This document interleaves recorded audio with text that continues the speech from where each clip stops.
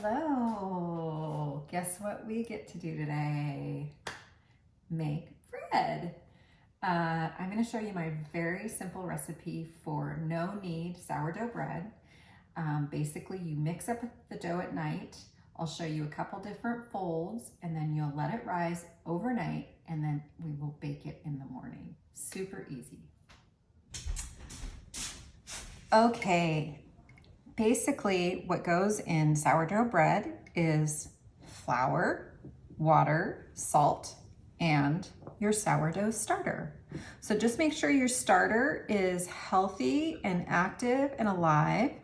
If you've made the sourdough starter on the blog, make sure it passes the 2 tests, rising in 4 to 6 hours after feeding, and make sure that it floats. So what I like to do is I like to put a bowl on the scale. For your very first loaf, you really want to weigh your flour, and you don't have to weigh your water, but you can. But put the bowl on the scale, zero out the scale, set it to grams, and then add a scant 2 cups of water. So it's like 1 cup and 7/8, or exactly, you want to be exact, 385 grams of water.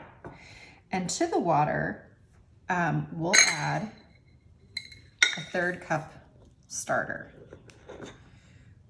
So I have this starter in the fridge for a couple days. I fed it a couple days ago. It was very happy, healthy, active, bubbling. So I'm just using it straight from the fridge, though it's cold. I did not bring it to room temperature. And I'm using a fork to just incorporate it into the water. And like I said, I'm using a 1/3 cup of the starter. So as you can see, it looks like milk, cloudy water. Okay. And this is incorporated, and I'm going to add the salt, and I usually just add 2 teaspoons of fine sea salt, or you can use Himalayan pink salt if you like. 2 teaspoons. The thing I like to add to my bread are seeds. So here I've added a teaspoon of fennel seeds and 1/2 teaspoon of caraway seeds. You don't have to add these to your bread, but I just like the flavor, so I added those. Okay, we are gonna zero out the bowl and add 520 grams of flour, or roughly 4 cups. Now I love to use just organic white bread flour mixed with a little bit of whole grain. For your first loaf, I recommend only using 1/2 cup of whole grain. So we're gonna start adding the flour directly to the bowl. Like I said, 520 grams total, about 4 cups. So I'm gonna add about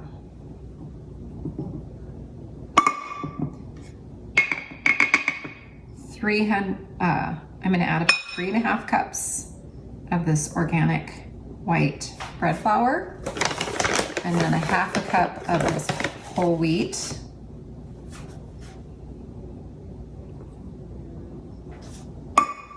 Okay, we're still a little bit short here.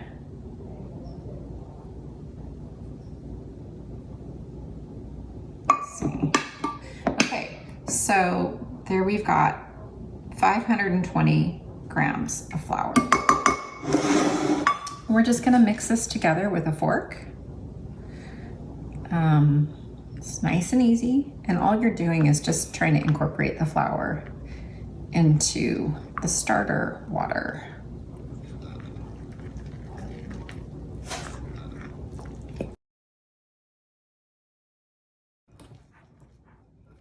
Now, as you can see, it's a very shaggy, stiff dough.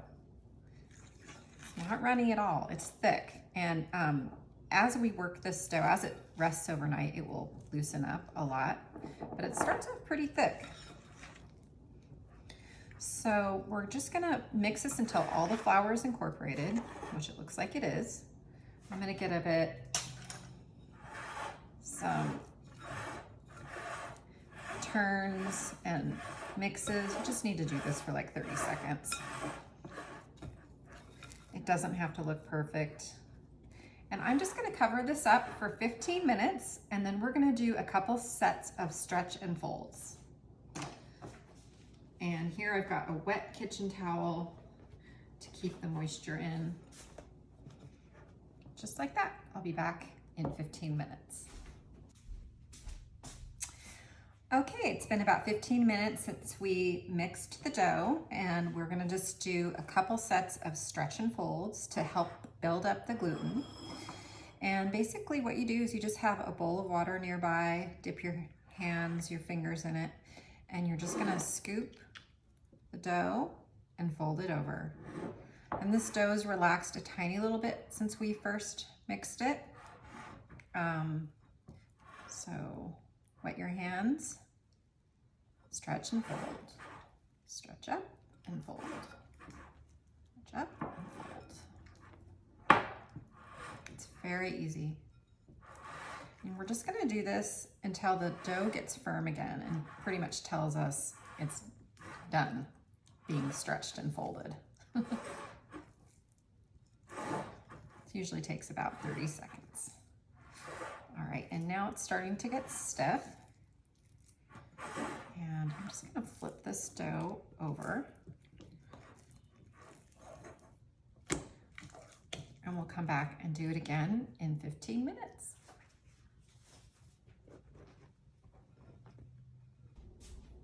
Okay, it's been 15 minutes and we're gonna do another set of stretch and folds. So I have my bowl of water, wet hands.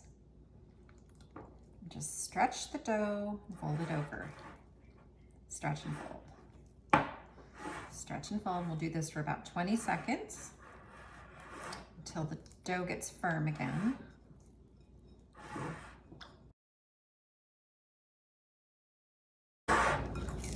Okay, and it's starting to get a little firm here. So, I'm just gonna turn this thing over again. Now we're just gonna cover it up for the night. In a 70-degree kitchen, this will take about 10 to 12 hours of rising time. So we're just gonna check it first thing in the morning when we wake up and see how it's doing. And I'm covering it with a wet kitchen towel to keep the moisture in. You can also use like plastic wrap. Okay, I'll see you in the morning. Good morning. It's been about 12 hours since we set the dough to proof overnight. And as you can see, it has risen. It's slightly mounded. It's a little bit looser, but it's not flat. It does have a mound to it. And a quick test that I do is I kind of do the poke test. I stick my finger in a little flour and then poke the dough and see if it kind of retains that indentation, and it is. So this is kind of telling me it's ready for the next set of stretch and folds. So we're gonna do two more sets of stretch and folds. These are a little bit different from last night, but again, you want a bowl of water with wet hands, and you can either use a spatula to separate the dough from the bowl. I just use my fingers. So I'm just loosening the dough from the bowl here with wet fingers. And I'm gonna lift this straight up, right in the middle. I'm grabbing it. You can see how much looser this dough is than last night, but it's still manageable. And then I'm gonna let it fold over itself, just like that. I'm gonna turn the bowl and I'm gonna give it about 30 seconds. I'm gonna do the same thing again. So we'll give it 30 seconds here. Okay, It's probably been long enough. And then I'm gonna do the same thing. Just grab the middle of the dough, just like this. And what we're doing is we're stretching it.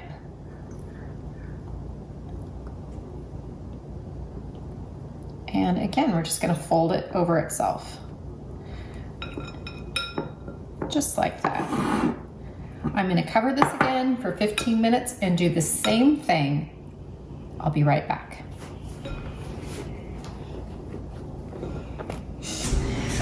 Okay, it's been 15 minutes and we are ready for the second set of stretch and folds. But before we get started, you want to make sure that you get your proofing basket or proofing bowl ready, because we're gonna lift this dough right into the basket or bowl. Here I've got a parchment lined bowl. This is a banneton, which is coated in rye flour. So you could use either kind, but most of you probably have this right now. So we're just gonna do this. I floured the parchment. So this is ready to go. And we're gonna do the same thing. Wet hands. This is relaxed quite a bit. And we're just gonna stretch it and let it fold over itself. And we're gonna do it one more time in about 20 or 30 seconds.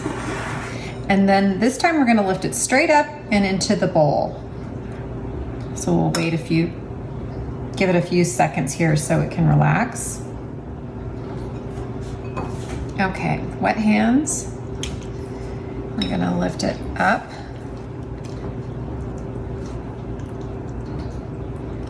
If you see any air pockets on the top, you can just pop them. And like I said, right into this bowl, and you can do like a trifold. Very gently.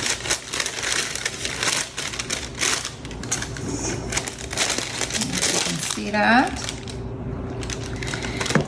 And then I like to decorate the top of the dough with the same seeds that I put inside the dough. So that was fennel seeds and caraway. So I'm just kind of just sprinkling some seeds on top. You don't have to do this if you don't like, but I think it's kind of pretty.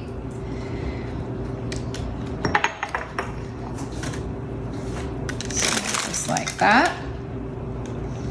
And then sprinkle it with flour, and you also want to get the sides too.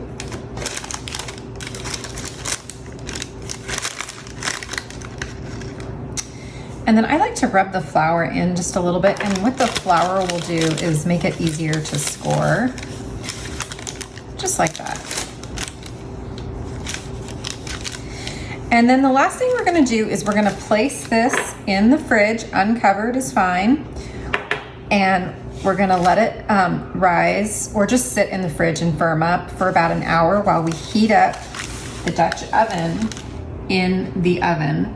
I set the oven to the highest setting, so this oven goes to 500. I will heat this up at 500 for an hour while this is in the fridge. Okay, I'll see you in an hour.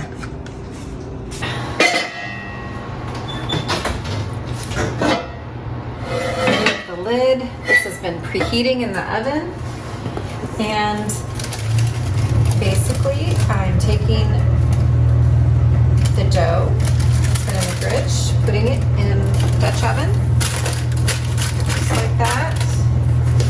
Last thing I have to do is score the dough. I'm just using a knife that I've put a little bit of olive oil on, and I'm just going to give it a score that's about 1 inch deep. I'm cutting it into a crescent shape because I like that, but you could do a crisscross, you could do like a hashtag. And basically you're scoring it where you want the dough to puff up.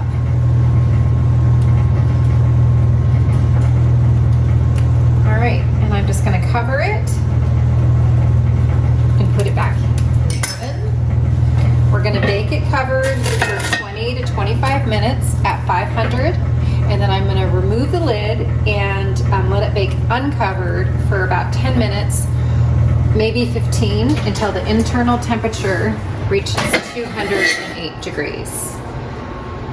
Okay, it's been about 22 minutes or so, and we're just gonna take the lid off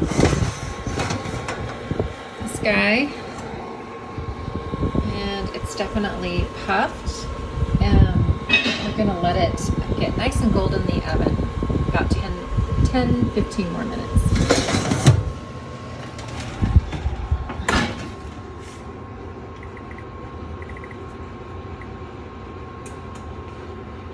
Okay, we're gonna see what bread looks like.